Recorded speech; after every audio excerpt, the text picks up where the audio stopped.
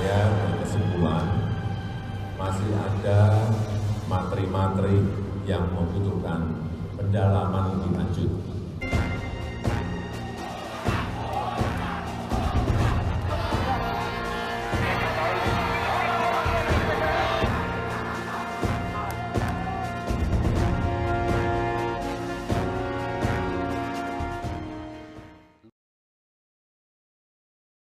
Nullum delectum, nulla punasina previa legi poneli. Suatu perbuatan dapat dihukum apabila sebelum perbuatan tersebut dilakukan telah ada undang-undang atau aturan hukum yang mengaturnya serta ada ancaman hukumannya. Assalamualaikum warahmatullahi wabarakatuh. Shalom, Om Swastiastu, Namo Buddhaya, dan salam kebajikan. Dewan juri yang kami hormati, serta insan yuris yang berbahagia, perkenalkan kami dari tim Gatot Subroto dengan saya Laila Novita Maulidatul Ula selaku pembicara pertama, kemudian Muhammad Yusril Izzal Fahmi selaku pembicara kedua yang akan berada dalam standing position pro, dan Cynthia Nirwana Nasin selaku pembicara ketiga yang akan berada dalam standing position kontra. Yang mana pada kesempatan kali ini kami akan membawakan mosi pengesahan rancangan Kitab Undang-Undang Hukum Pidana tahun 2021. Insan yuris yang berbahagia dan dewan juri yang kami hormati, izinkanlah saya selaku pembicara pertama akan menyampaikan landasan filosofis dan sosiologis. Dewan juri yang kami hormati, berdasarkan teori cermin mirror thesis Brian Z. Tamahama, seorang jurisprunden dari Washington menjelaskan bahwa cita, kehendak dan keinginan masyarakat itulah yang seringkali melembaga dalam hukum yang hidup dalam masyarakat. Karena itu, hukum juga harus sesuai pada nilai-nilai yang ada di masyarakat. Dan meninjau perkembangan masyarakat saat ini yang semakin modern menyebabkan pergeseran nilai-nilai serta kultur yang ada di masyarakat, sehingga harus diimbangi dengan hukum yang ada. Sedangkan KUHP yang saat ini masih menjadi induk hukum pidana merupakan peninggalan dari zaman kolonial Belanda yang tidak sesuai dengan kehidupan masyarakat Indonesia. Dengan ini, RKUHP hadir guna melakukan pembaharuan di bidang hukum pidana dengan memosisikan hukum yang hidup dalam masyarakat. Pun dewan juri yang kami hormati, sejalan dengan itu, Profesor Muladi selaku mantan Menteri Kehakiman pada zaman Orde Baru dan penggagas RUU KUHP menyebutkan pembaharuan hukum pidana tidak boleh mengabaikan aspek-aspek yang berkaitan dengan kondisi manusia, alam, dan tradisi Indonesia dengan tetap mengakui hukum yang hidup dalam masyarakat. Dengan hal inilah Dewan Hakim yang kami hormati, hal yang menjadi urgensi dari pengesahan RKUHP, yang mana pembaruan ini diharapkan sesuai dengan nilai-nilai dan keadaan masyarakat sekarang, serta memperhitungkan kondisi masyarakat yang akan datang. Namun Dewan Hakim yang kami hormati, hingga saat ini RUU KUHP masih belum disahkan dan terus mengalami penundaan. Hal ini diakibatkan karena substansi RUU KUHP yang masih bermasalah. Profesor Markus, seorang guru besar hukum pidana Universitas Gadjah Mada, memberikan beberapa contoh. Salah satunya dalam pasal 278-279 yang membahas tentang unggas dan ternak yang merusak kebun dan ditaburi benih. Pasal ini memang sesuai dengan keadaan negara kita yang agraris, namun ketidakjelasan diksi dan ketidakpuasan masyarakat terhadap hukuman yang akan dijatuhkan menyebabkan pasal ini bermasalah dan belum terselesaikan. Oleh karena itu, Dewan Juri yang kami hormati, pemerintah perlu melakukan peninjauan kembali terhadap RUU KUHP. Sekian dan terima kasih. Dalam kaidah fikih dijelaskan al-muhafadzatu ala qadimi sholih wal akhdhu bil jadidil aslah. Dalam pembentukan hukum, pemerintah bisa memakai hukum lama yang baik dan mengambil hukum baru yang lebih baik. Assalamualaikum warahmatullahi wabarakatuh. Salam, Om Swastiastu, Namo Buddhaya, salam kebajikan, salam sejahtera untuk kita semua. Dewan juri yang terhormat, rekan-rekan pemerhati hukum yang budiman, izinkanlah saya Muhammad Yusril Izzal Fahmi sebagai pembicara kedua akan memaparkan bangunan argumentasi kami dalam ranah yuridis normatif, yang mana kami menyepakati mosi perdebatan kita kali ini, yakni pengesahan rancangan Undang-Undang Kitab Hukum Pidana pada tahun 2021. Dewan juri yang terhormat, RUU KUHP merupakan upaya pengembangan hukum pidana nasional yang dilakukan oleh pemerintah. Tercatat sejak 1964 telah dibentuk tim penyusunan kodifikasi hukum pidana nasional yang dikepalai oleh pakar hukum pidana dari Universitas Diponegoro Profesor Sudarto. Hingga saat ini Dewan juri yang terhormat, RUU KUHP masih terus dibahas dan disempurnakan, bahkan telah melibatkan banyak pakar hukum pidana dalam perjalanannya. Dewan juri yang terhormat, dengan pembahasan waktu yang cukup lama ini tentunya akan menimbulkan banyak polemik yang terjadi. Akan tetapi polemik yang terjadi ini tidak bisa dijadikan alasan fundamental untuk menunda pengesahan RUU KUHP ini, mengingat RUU ini merupakan hal yang sangat urgent bagi regulasi hukum pidana di Indonesia yang lebih baik. Dewan juri yang terhormat, akan kami paparkan beberapa alasan yang menjadi urgensi kenapa RUU ini harus segera disahkan. Pertama, RUU ini merupakan upaya untuk memberikan kepastian hukum Mengutip dari pernyataan Guru Besar Universitas Gadjah Mada Yogyakarta, Profesor Edi Umar Syarif Yarij, selama ini Indonesia tidak memakai hukum yang pasti. Maksudnya adalah selama ini proses peradilan pidana di Indonesia tidak merujuk kepada satu KUHP resmi yang disahkan oleh pemerintah. Akan tetapi sudah banyak orang dihukum dengan KUHP lama versi Belanda dan tentunya sudah sangat berbeda dengan kondisi sosial di Indonesia. Mengutip dari teori hukum pembangunan Profesor Muhtar Kusuma Atmaja, bahwasanya dalam pembentukan hukum itu harus sesuaikan dengan kebutuhan dan kondisi sosial masyarakat di Indonesia. Dewan Juri yang terhormat, alasan selanjutnya adalah karena KUHP ini merupakan produk kolonial Belanda, tentunya membutuhkan terjemahan dalam penerapannya. Terdapat perbedaan fatal dalam terjemahan ini, Dewan Juri yang terhormat, seperti yang terdapat pada pasal 110 KUHP tentang pemufakatan jahat. Menurut Mulyatno, sebagaimana pasal 104 sampai 108 KUHP tentang pemufakatan jahat ini di sini dihukum sama dengan kejahatan itu dilakukan. Artinya, apabila ada pelaku pidana ini melakukan pembunuhan, maka hukumannya adalah mati. Sedangkan menurut R. Susilo pada pasal 104 sampai 108 KUHP tentang pemufakatan jahat di sini dihukum maksimum 6 tahun. Tentunya perbedaan-perbedaan ini sangatlah berbahaya, Dewan Hakim yang kami hormati. Seperti yang terdapat pada pasal 362 KUHP tentang pencurian. Menurut Mulyatno menggunakan frasa melawan hukum, sedangkan menurut R. Susilo pada pasal yang sama menggunakan frasa melawan hak. Tentunya perbedaan-perbedaan ini sangatlah fatal dan berbahaya, Dewan Hakim yang kami hormati. Perbedaan-perbedaan ini sangatlah fundamental dan sangat mendesak untuk segera memiliki KUHP baru yang disesuaikan dan disempurnakan sesuai dengan Indonesia, Dewan Hakim yang kami hormati. Dewan Juri yang terhormat, keadilan KUHP saat ini lebih berorientasi kepada keadilan retributif, padahal keadilan retributif ini lebih cenderung kepada balas dendam dan tidak menyelesaikan permasalahan yang terjadi. Padahal pidana modern sudah beralih kepada keadilan korektif, rehabilitasi, dan restoratif. Telah kita ketahui bersama Dewan Juri yang terhormat, keadilan restoratif ini akan mempertemukan pelaku dan korban guna untuk menyelesaikan permasalahan dengan seadil-adilnya. Instruksi saudaraku, silahkan. Sepertinya di dalam substansi dalam RUU KUHP itu sendiri belum terciptanya restoratif justice. Terima kasih saudaraku, nampaknya tim kontra ini sangat tertarik dengan argumentasi saya.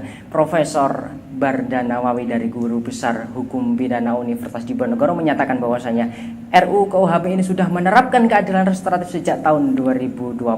Tercatat dalam bab pedoman pemindahan pasal 53 draft RUU KUHP disebutkan, dalam mengadili perkara pidana, hakim harus mengutamakan keadilan dengan seadil-adilnya. Lebih-lebih Dewan Hakim yang terhormat, Profesor Bagirmanan, mantan Ketua Mahkamah Agung, menyatakan bahwasanya selama ini hambatan dalam melaksanakan perdamaian antara pelaku dan korban seringkali bersumber kepada terlalu kakunya para penegak hukum yang sangat formastik. Oleh karenanya Dewan Hakim yang kami hormati, dengan alasan-alasan ini sudah sangat penting untuk segera mengesahkan dan memiliki KUHP resmi yang merupakan produk asli dan disesuaikan oleh kondisi sosial di Indonesia. Oleh karenanya Dewan Hakim yang kami hormati, kami tetap standing position pro untuk segera mengesahkan RUU KUHP ini pada tahun 2021. Sekian, terima kasih. Pergi belayar mencari ikan, terdorong ombak hingga ke pantai Malang. Percepatan RUU KUHP akan membahayakan, maka dari itu perlunya pengkajian ulang. Dewan Juri yang kami hormati, di sini saya Sintia Nirwana Sihin selaku pembicara ketiga pada tim kami, yang mana berada pada posisi ketidaksepakatan terhadap mosi perdebatan kita kali ini. Sejatinya, suatu produk hukum haruslah ada terjamin nilai keadilannya. Maka dari itu, kami pun mengutip dari ungkapan mantan Menteri Kehakiman Jerman, Gustav Reichsburg. Beliau mengatakan bahwasanya hukum adalah proses suatu penegakannya keadilan. Maka dari itu Dewan Juri yang kami hormati, terdapat beberapa frasa ataupun diksi di dalam substansi RUU tersebut yang belum terjamin nilai keadilannya. Dewan Juri yang kami hormati, kami pun menyelaraskan dengan konsep tujuan hukum, yang mana konsep tujuan hukum ada 3 pilar. Yang pertama, kepastian hukum, kebermanfaatan hukum, serta keadilan hukum. Dan hal inilah yang harus terdapat di dalam beberapa substansi RUU KUHP ini sebelum disahkannya Dewan Juri yang kami hormati. Kemudian kami menelisik lebih dalam bahwasanya kami pun tidak entry point terhadap urgensi RUU KUHP ini, yang mana urgensi RUU KUHP ini adalah sebagai rekodifikasi hukum serta sebagai pembaharuan hukum. Hal inilah Dewan Juri yang kami hormati, agar tidak mencederai dari urgensi dari RUU KUHP sendiri, haruslah perlu peninjauan kembali terhadap beberapa substansi di dalamnya. Maka dari itu kami pun menelisik dari ranah yuridis normatif. Yang pertama, kami menelisik menurut Profesor Markus, Guru Besar Hukum Pidana Universitas Gadjah Mada, yang mana pada pasal 431 tentang penggelandangan di sana telah dijelaskan secara eksplisit bahwasanya orang yang menggelandang di tempat umum ataupun di jalanan akan dikenakan sanksi pidana. Hal ini Dewan Juri yang kami hormati sangat mencederai Undang-Undang Dasar Negara Republik Indonesia tahun 1945, tepatnya pada pembukaan paragraf kedua, yang mana di sana telah dijelaskan secara eksplisit bahwasanya pemerintah ataupun negara seharusnya mengupayakan kesejahteraan rakyatnya.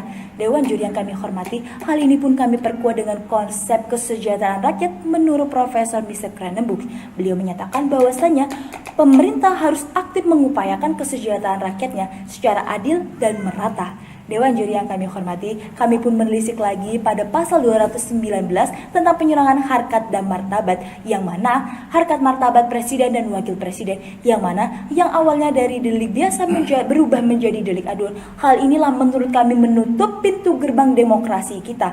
Dewan Juri yang kami hormati, mengapa hal ini kami menjadi anggap kami krusial, dikarenakan juga hal ini bertolak belakang dengan Undang-Undang Nomor 24 Tahun 2009, yang mana undang-undang tersebut dijelaskan bahwasanya simbol negara adalah lagu kebangsaan, bahasa serta lambang negara. Hal inilah di dalam ungkapan Profesor Markus, beliau mengatakan bahwasanya di sana adalah presiden itu sebagai simbol negara. Hal ini sangatlah bertolak belakang. Dewan Juri yang kami hormati, perlu ditelisik lagi lebih dalam. Kami pun melakukan studi komparatif di negara Turki, yang mana kami mengutipnya di newsdetik.com, berita internasional. Di sana, sebentar saudaraku, di sana telah dilaksanakan sistem pemidanaan seperti ini, namun hal tersebut belumlah terrealisasi konsep keadilannya. Dewan Juri yang kami hormati, silakan saudaraku. Ketika tim kontra tidak menyepakati mosi perbadan kita kali ini dengan alasan masih banyak pasal-pasal yang bermasalah, padahal Mahkamah Konstitusi sudah menyediakan judicial review untuk menguji ulang pasal-pasal yang bermasalah itu. Dewan Juri yang terhormat,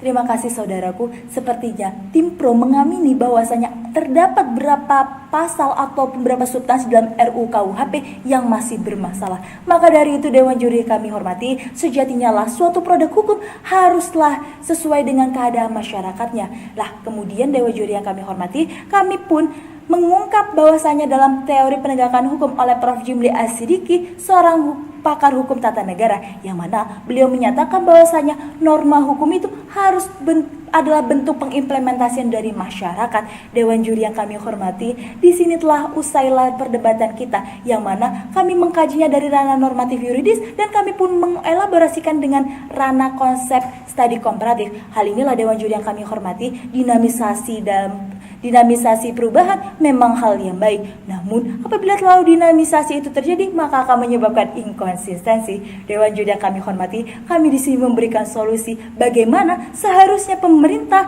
untuk mengkaji ulang beberapa substansi di dalam RUU KUHP ini sebelum disahkannya. Karena dirasa ketika pemerintah mengesahkan di tahun 2021 ini akan terkesan tergesa-gesa dan tidak menjadi penyempurnaan hukum. Dewan Juri yang kami hormati, mungkin cukup sekian dari kami. Every legal system stands in a close relationship to the ideas and purposes of society. Law reflects the intellectual, social, economic, and political climate of its time. Setiap sistem hukum berada dalam suatu hubungan yang dekat dengan ide-ide, tujuan-tujuan, dan kebutuhan masyarakat. Hukum mencerminkan iklim intelektual, sosial, ekonomi, dan politik pada masanya. Brian Z. Manaha dalam bukunya A General Jurisprudence of Law and Society. Dewan Juri yang kami hormati, sampailah kita pada akhir perdebatan kali ini, yang mana pembicara 1, 2, 3 telah menyampaikan argumentasinya. Dewan Juri yang kami hormati, sejatinya pembaruan hukum sudah harus dilakukan dengan pengesahan RUU KUHP yang merupakan sarana pembangunan dan pembaruan hukum di Indonesia, sebagaimana teori law as tool as social engineering oleh Rizky Pan, yang berarti hukum sebagai alat pembaruan dalam masyarakat Indonesia guna menyeimbangkan keadaan sosial masyarakat dengan hukum yang ada, serta perbedaan penafsiran bahasa dari teks asli juga menyebabkan ketidakseragaman yang akan menghambat praktik hukum, dan juga beberapa pasal dalam KUHP yang tidak sesuai dengan nilai-nilai kehidupan masyarakat. Namun Dewan Juri yang kami hormati, pemerintah juga perlu melakukan pengkajian ulang terhadap substansi yang bermasalah pada RUU KUHP, sebagaimana yang tadi telah disebutkan oleh Profesor Markus selaku Guru Besar Hukum Pidana Universitas Gadjah Mada. Oleh karena itu, dalam perumusan RUU KUHP ini, pemerintah seharusnya melahirkan hukum-hukum yang responsif aspiratif. memuat materi-materi secara umum sesuai dengan aspirasi dan nilai-nilai yang ada di masyarakat. Hal ini juga selaras dengan teori hukum pembangunan oleh Profesor Muhtar Kusuma Atmaja selaku Guru Besar Fakultas Hukum Universitas Padjadjaran. Beliau menyebutkan bahwa pembaruan hukum harus berdasarkan pada keadaan masyarakat karena hukum juga pencerminan dari nilai-nilai sosial yang ada. Sekian dan terima kasih. Wassalamualaikum warahmatullahi wabarakatuh.